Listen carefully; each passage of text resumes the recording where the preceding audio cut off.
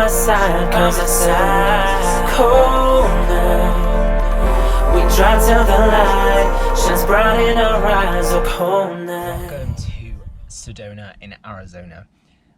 As you can see, it's just so beautiful, and I'm going to share with you 3 amazing day hikes that you could do all 3 in one day, so that you get to see lots of the different sides to Sedona. So the first thing to note is Sedona is about 45 minutes south of Flagstaff, and it's about 2 hours from Phoenix.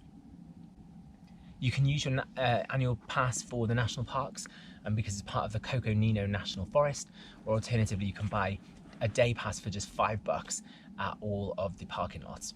Now Sedona is not a national park, so a lot of the trails are on these canyons that sort of surround the town of Sedona, and the town itself is super touristy. So you've got amazing hotels, you've got cabins, you've got tourist things like ATV rentals, there's even a Chipotle. Like, it's super duper touristy, but the hikes are great and they're all quite short, so you can do quite a few in a day, or you could spread them out over an entire vacation. So here are my top 3 hikes to do in Sedona. So number 1 is one of the most popular trails, and that's the Cathedral Rock Trail. So take a look at this video and learn all about it. Sedona.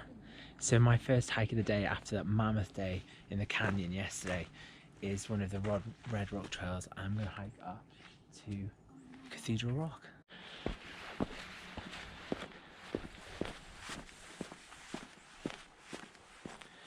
So one of the first things you'll notice about the trails in Sedona are they're really busy. So it's not a national park, and you get that vibe. Everything is quite commercialized, and there's a lot of people around.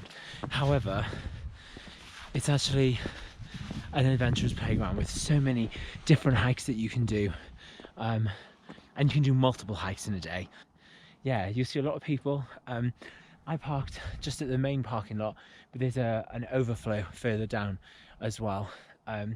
Most of the trail is marked by these blazes that you can see, which you get a lot on the East Coast, and there's also signage to take you all the way up to the top. So you really have to scramble your way up through the rocks. So you've got to take your time and watch your footing, but these white blazes should help you. So this legit is a rock scramble. You've really got to find the crevices for your feet to climb your way up. So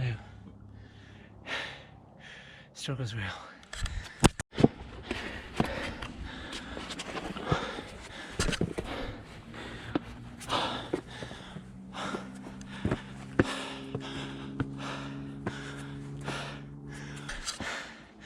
I literally have just climbed this entire crevice on my hands and knees.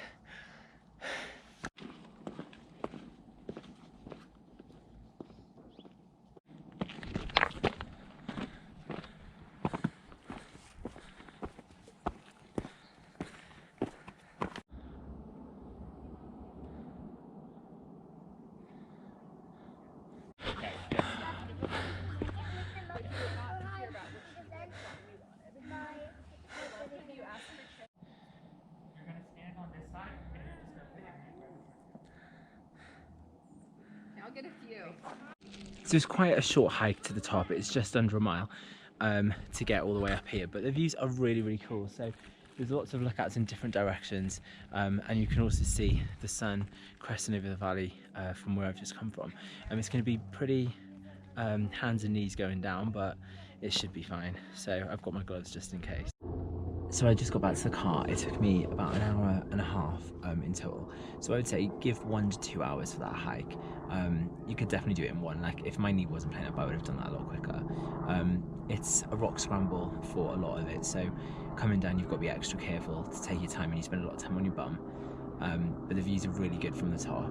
It's quite busy. There's a lot of like Karens with their kids as well, which is kind of annoying. So yeah, you've got to sort of time it right. But I am having some leftover quality streets from Christmas as a little snack, and then I'm going to find my next hike. Number 2 on my list, I didn't actually do on this trip, but I have done previously, and that's the Devil's Bridge Trail. So check out some information on this. We just arrived at the trailhead and we're going to hike the Devil's Bridge Trail. So there's loads of different trails from this point, but come and see. If you can park at the trailhead, it's just a 1.8 mile round trip hike. However, you need a high clearance vehicle, otherwise you need to add an extra mile to park at a further away parking lot. So after a little while, you come to this clearing where you get to see like this incredible forest, looking out over all the red rock, and it's a good incentive to keep going then to the rest of the trail to get to the bridge.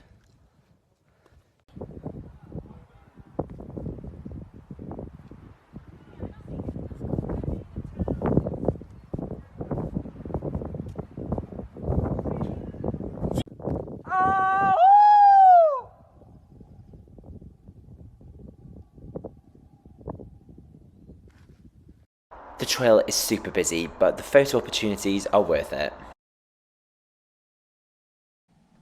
And finally, number 3 is Doe Mountain. The reason I picked these 3 is because they're all quite different. There are loads of amazing hikes, like hundreds of amazing hikes in Sedona.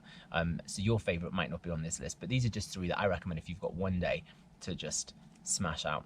So this is the top of Doe Mountain, and as you can see, it's just so beautiful. And the reason I picked this one is because you've got a very flat, wide mountain where you can walk around and see the different viewpoints, like the city's that way, obviously the valleys are here, and then there's more on the other side as well. Also, it's a lot quieter than the other trails. It's a little bit further out of town. It's about a 9-mile drive from the town to get to here, but it's just super dope.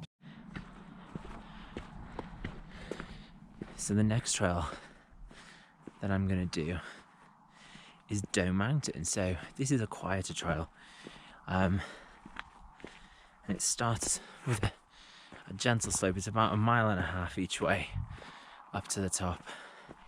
So unlike the other 2 trails, this one is a little bit quieter. So Cathedral Rock is very heavily trafficked, it's short. Then you've got Devil's Bridge, one of the most iconic hikes here. This one is a little bit more subdued, gives you a little bit of solitude, whilst still being quite a straightforward hike. So I'm walking so stupid because my legs are in bad shape, but I'm hoping that I'll get to the top and get some great views of all the canyons around. At the trailhead there's restrooms as well which you can use, and yeah, let's see what it's about. Coconino National Forest are really good for having these rock cons with trail signs, and there's always a map nearby too, which is super handy. So Doe Mountain is this way.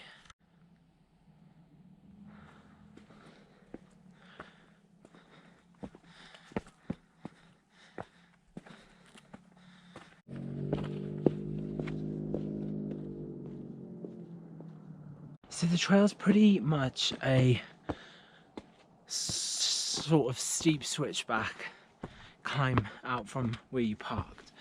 The parking lot is just down here, and you can see lots of different views of the canyon as you climb up. It's quite dense with vegetation as well, so there's a lot of prickly pear cactuses and other desert plants around, which is quite cool. There's a lot of steps, so I think that's going to play havoc with my knee coming down. But you climb quite quickly, it's quite surprising.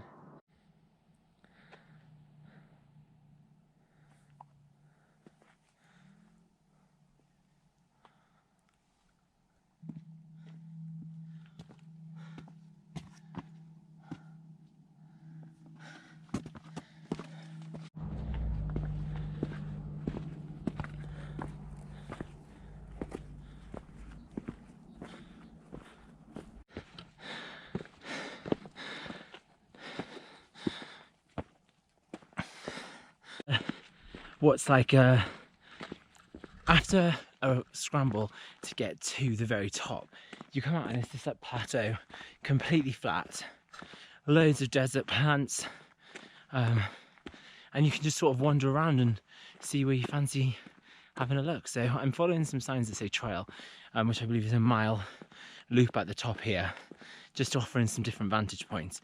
Yeah, it's really cool. This is so fucking dope. So they're my top 3 hikes for Sedona, but there are so many more amazing hikes. So here's just a couple of some shout outs to other amazing hikes here. For more great views, why not try the Airport Mesa Trail? For some ultimate cave action, try the Birthing Caves. Or for some solitude, check out Fay Canyon.